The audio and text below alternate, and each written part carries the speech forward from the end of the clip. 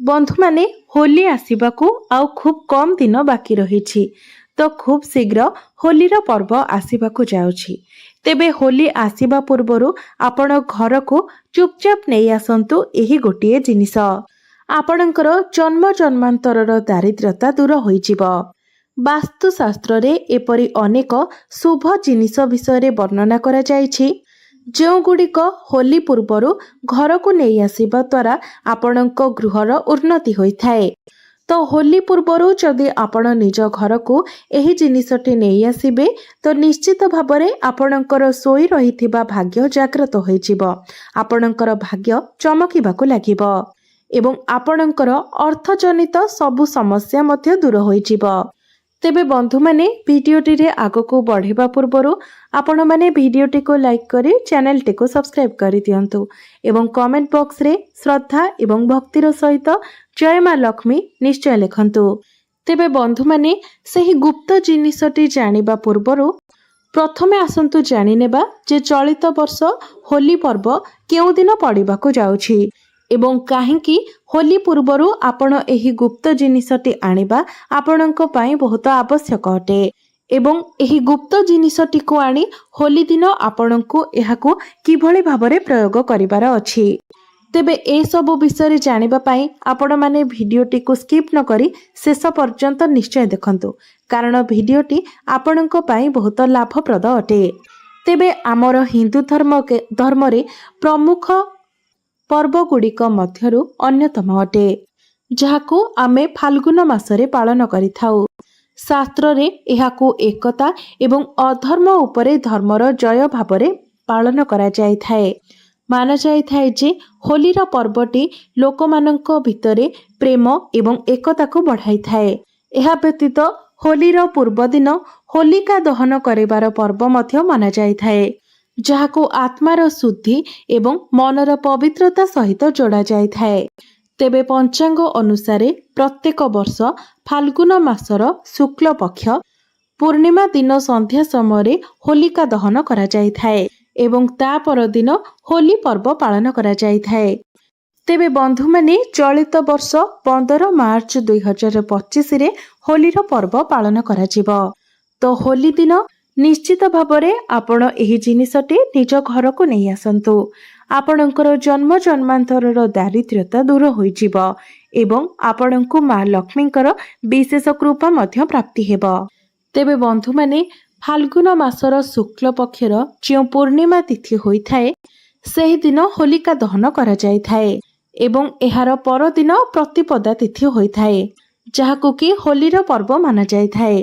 तेबे चलित वर्ष 4 मार्च को होलीर पर्व पालन करा जिवो एवं एही होलिका दहन को आध्यात्मिक दृष्टि बहुत महत्वपूर्ण माना जाय थाए।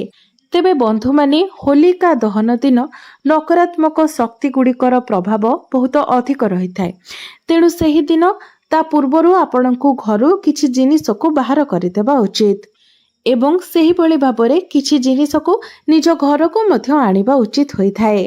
बंधु माने होली सह जड़ित एक प्राचीन कथा रही। प्रहलाद को जलाइबा पई निज भाईर आज्ञारे होलिका प्रहलाद को धरी अग्नि रे बसिथिला एवं होलिका एही वरदान प्राप्ति करिथिला जे से केबे भी नियारे जलिब नाही। सेति पई से प्रहलाद को निजर कोଳରେ धरी निया उपरे बसिगला। मात्र भगवान श्री विष्णु निजर भक्त को बंचाइबा पई एपरी चमत्कार कले जे होलिका निजे अग्नि रे जली भस्म होइगला मात्र प्रहलादर कोनोसी भी क्षति हेला नाही। सेही दिन ठारू होलिका दहनर पर्व को पालन करा जाय थाए। अधर्म उपरे धर्मर विजय अन्याय उपरे न्यायर विजय भावरे एही पर्व को पालन करा जाय थाए। एही पर्वटी सत्यता उपरे आधारित अटे। एही दिन श्री विष्णुकर पूजार्चना करा जाय थाए एवं होलीर एही अग्नि समस्त पाप को नष्ट करिबा वाला होई थाए। तेबे किछि एपरी महत्वपूर्ण उपाय रहिछि जो उपाय गुडी को आपण एही दिन करिबा उचित जहा द्वारा आपणकर आध्यात्मिक शक्ति रे वृद्धि होई थाए। तो एही पर्वटी आरंभ हेबा पूर्वरु आपण निज घर को किछि साधारण जिनिस किनि नै आसंतु କାରଣ ଏହି ସାଧାରଣ ଜିନିଷ ଗୁଡ଼ିକ ମଧ୍ୟରେ ଏପରି ଅଲୌକିକ ଶକ୍ତି ରହିଥାଏ ଯାହା ଆପଣଙ୍କ ଗୃହରୁ ନକାରାତ୍ମକ ଶକ୍ତି ଗୁଡ଼ିକୁ ନଷ୍ଟ କରିଦେଇଥାଏ ଏବଂ ଆପଣଙ୍କୁ ଧନବାନ ବନାଇ ଦେଇଥାଏ। କାରଣ ଯେଉଁ ଗୃହରେ ନକାରାତ୍ମକ ଶକ୍ତି ଅଧିକ ରହିଥାଏ, ନକାରାତ୍ମକ ଉର୍ଜା ଅଧିକ ରହିଥାଏ, ସେହି ଗୃହରେ ମା ଲକ୍ଷ୍ମୀ ବାସ କରିନଥାନ୍ତି। କୌଣସି ବି ଦେବାଦେବୀ ସେହି ଗୃହରେ ବାସ କରିନଥାନ୍ତି। ସେଥିପାଇଁ ଆପଣଙ୍କ ଗୃହରେ ନକାରାତ୍ମକ ଉର୍ଜା ଗୁଡ଼ିକ ଦୂର ହେବା ଅତି ଆବଶ୍ୟକ ଅଟେ ଏବଂ ଗୃହରେ ସକାରାତ୍ମକ ଉର୍ଜା ସଞ୍ଚାର ହେବା ଫଳରେ ସେହି ଗୃହରେ ମା ଲକ୍ଷ୍ମୀଙ୍କର ବାସ ହୋଇଥାଏ। ଯେଉଁଠାରେ ମା ଲକ୍ଷ୍ମୀଙ୍କର ବାସ ହୋଇଥାଏ ସେହିଠାରେ କେବେ ବି ଧନ ଧାନ୍ୟର ଅଭାବ ହୋଇନଥାଏ। ସେଥିପାଇଁ ଆପଣଙ୍କୁ ନିଜର ଘରର ପରିବେଶକୁ ସବୁବେଳେ ଶୁଦ୍ଧ ଏବଂ ପବିତ୍ର ରଖିବାର ଅଛି, ଯାହାଫଳରେ ଆପଣଙ୍କ ଗୃହରେ ମା ଲକ୍ଷ୍ମୀଙ୍କର ସର୍ବଦା ସ୍ଥାୟୀ ବାସ ହେବ। ତେବେ ଏପରି ପରିସ୍ଥିତିରେ ଏହି ସବୁ ସାଧାରଣ ଜିନିଷ ଗୁଡ଼ିକ ଆପଣଙ୍କ ଗୃହରେ ସକାରାତ୍ମକ ଉର୍ଜାକୁ ବୃଦ୍ଧି କରିବାରେ ଆପଣଙ୍କୁ ସାହାଯ୍ୟ କରିଥାଏ। ତେବେ ପ୍ରଥମ ଜିନିଷଟି ହେଉଛି ନାଲି ଲଙ୍କା। ତ ହୋଲିକା ଦହନ ପୂର୍ବରୁ ଆପଣ ନିଜ ଘରକୁ ନାଲି ଲଙ୍କା ନିଶ୍ଚୟ ଆଣନ୍ତୁ। ତେବେ ଏମିତିରେ ତ ଆମ ରୋଷେଇ ଘରେ ନାଲି ଲଙ୍କା ସବୁବେଳେ ରହିଥାଏ, ମାତ୍ର ହୋଲିକା ଦହନ ପୂର୍ବରୁ ଆପଣଙ୍କୁ ଲାଲ ଲଙ୍କା କିଣିକି ଆଣିବାର ଅଛି ଏବଂ ନିଜ ଘରର ଦକ୍ଷିଣ ଦିଗରେ ଏହି ଲଙ୍କାକୁ ରଖିଦେବାର ଅଛି। ଏପରି କରିବା ଦ୍ୱାରା ସେହି ଲଙ୍କା ଗୁଡ଼ିକ ନିଜ ଭିତରକୁ ଆପଣଙ୍କ ଗୃହର ସବୁ ନକାରାତ୍ମକ ଶକ୍ତି ଗୁଡ଼ିକୁ ଟାଣି ନେଇଥାନ୍ତି। ତାପରେ ହୋଲିକା ଦହନ ଦିନ ଆପଣ ସେହି ଲଙ୍କାକୁ ନେଇ ନିଆଁରେ ପୋଡ଼ି ଦିଅନ୍ତୁ। ଏପରି କରିବା ଦ୍ୱାରା ଆପଣଙ୍କ ଗୃହର ସମସ୍ତ ନକାରାତ୍ମକ ଶକ୍ତି ଗୁଡ଼ିକ ନଷ୍ଟ ହୋଇଯିବ। ଘରେ ଯଦି କିଛି ନଜର ଦୋଷ ଲାଗିଥିବ ତେବେ ତାହା ମଧ୍ୟ ନଷ୍ଟ ହୋଇଯିବ। ଏହା ବ୍ୟତୀତ ହୋଲି ପୂର୍ବରୁ ଆପଣଙ୍କୁ ନିଜ ଘରର ମୁଖ୍ୟ ଦ୍ୱାର ସମ୍ମୁଖରେ ଲେମ୍ବୁ ଏବଂ ଲଙ୍କା ମାଳ କରି ଟାଙ୍ଗି ଦେବାର ଅଛି। ଏପରି କରିବା ଦ୍ୱାରା ଗୃହରେ ଲାଗିଥିବା ସମସ୍ତ ନଜର ଦୋଷ ଗୁଡ଼ିକ କଟି ଯାଇଥାଏ। ସମସ୍ତ ପ୍ରକାରର ନକାରାତ୍ମକ ଶକ୍ତି ଗୁଡ଼ିକ ମଧ୍ୟ ଘରୁ ଦୂର ହୋଇଯାଇଥାଏ। ଯଦି କୌଣସି ବି ପ୍ରକାରର ତନ୍ତ୍ରମନ୍ତ୍ରର ଶକ୍ତି ଆପଣଙ୍କ ଗୃହ ଉପରେ ରହିଥାଏ ତେବେ ତାହାର ପ୍ରଭାବ ନଷ୍ଟ ହୋଇଯାଇଥାଏ। ତେବେ ଆପଣ ହୋଲିର 8-10 ଦିନ ପୂର୍ବରୁ ଏହି ମାଳକୁ ନିଜର ମୁଖ୍ୟ ଦ୍ୱାର ସମ୍ମୁଖରେ ଟାଙ୍ଗି ଦିଅନ୍ତୁ ଏବଂ ହୋଲିକା ଦହନ ଦିନ ଆପଣ ଏହାକୁ ନେଇ ନିଆଁରେ ପୋଡ଼ି ଦିଅନ୍ତୁ, କାରଣ ସେତେବେଳକୁ ଏହି ଲେମ୍ବୁ ଲଙ୍କା ଗୁଡ଼ିକ ଶୁଖି ଯାଇଥିବ।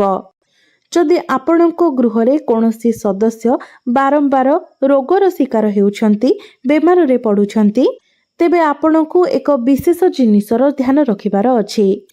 ଆପଣଙ୍କୁ ଆପଣଙ୍କ ମୁଖ୍ୟ ଦ୍ୱାରରେ ଆମ୍ବ ପତ୍ରର ତୋରଣ ଲଗାଇ ଦେବାର ଅଛି।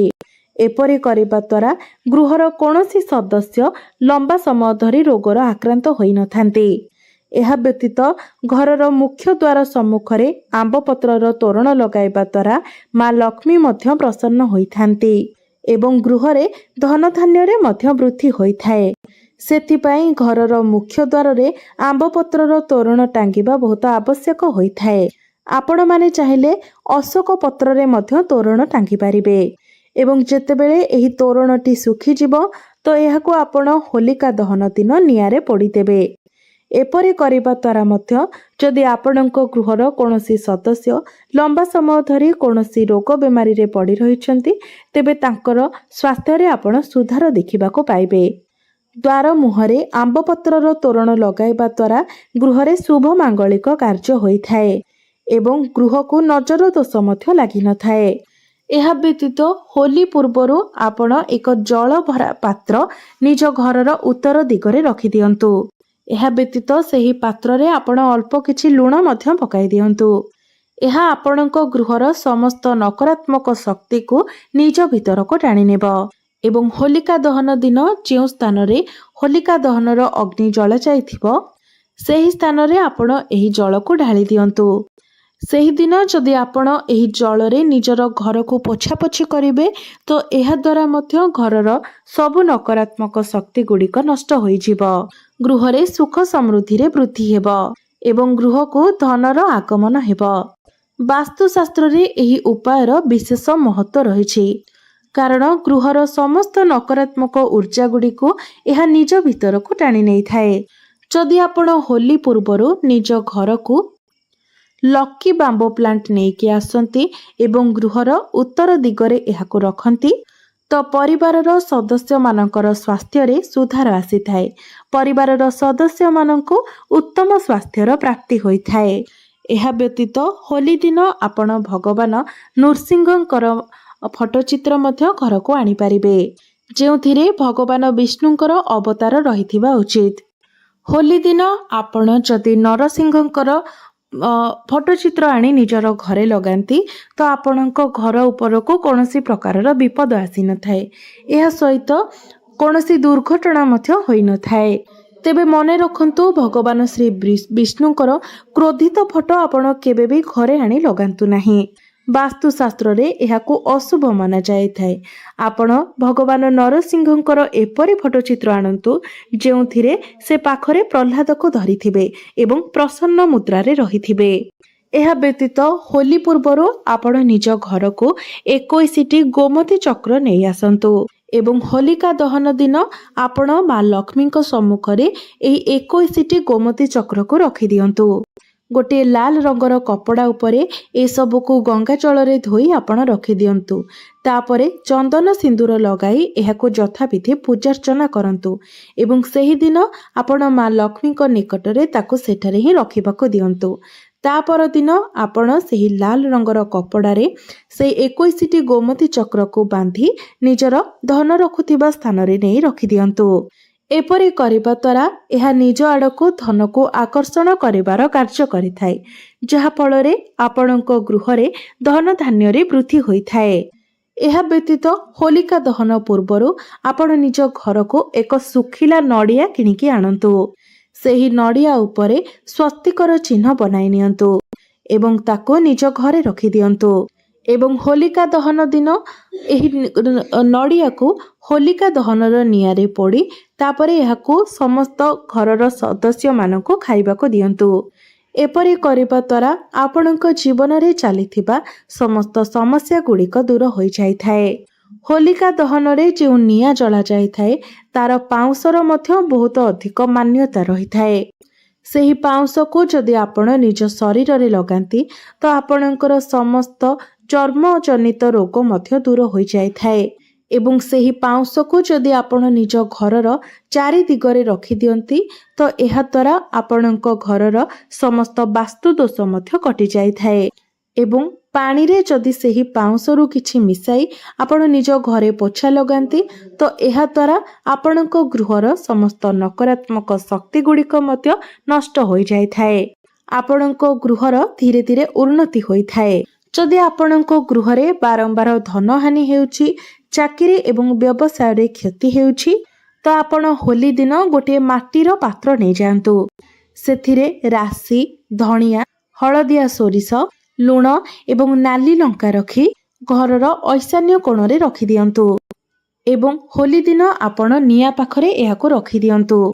एपरि करिबा द्वारा आपणक गृह रे चलिथिबा समस्या धीरे धीरे कम होई जाइथाए। समस्त आर्थिक समस्या मध्य दूर होई जाइथाए। जदि आपणक गृह रे धन रहु नाही, अधिक खर्च होई जाउछि तो ए सब समस्या मध्य दूर होई जाइथाए। होलिका दहन पूर्वरु आपण किछि नाली लंकार मंजी नै जांतु। गोटे कपड़ा रे गुड़ाई ताकु निजर सोइबा समय तकिया पाखरे रखि दियंतु।